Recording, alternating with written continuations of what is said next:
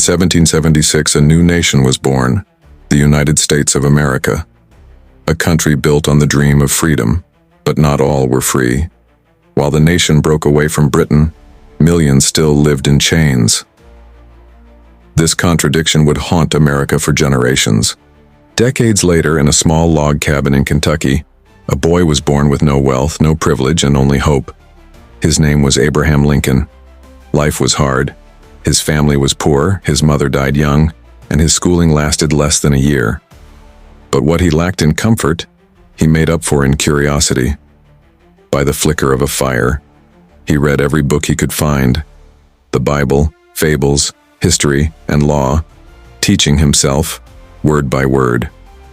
As he grew, so did his honesty and determination. In the small town of New Salem, he became known as Honest Abe, the man who would walk miles just to return a few cents.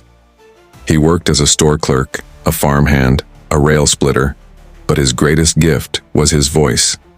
Simple, clear, powerful, a voice that spoke to ordinary.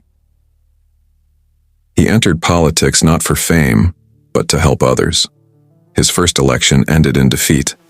So did the next. But Lincoln never gave up. He studied harder, spoke wiser, and earned the trust of his neighbors.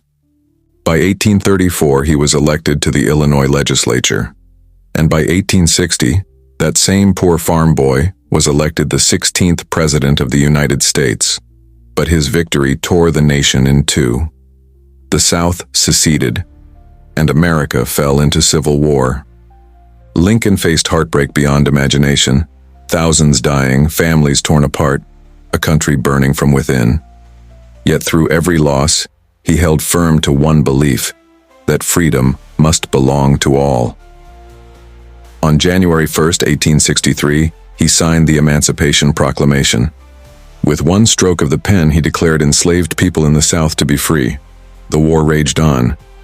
But now it had a new purpose, not just to preserve the Union, but to give birth to a nation conceived in liberty and dedicated to the proposition that all men are created equal. In 1865, the war finally ended. The Union was saved. Slavery was abolished forever.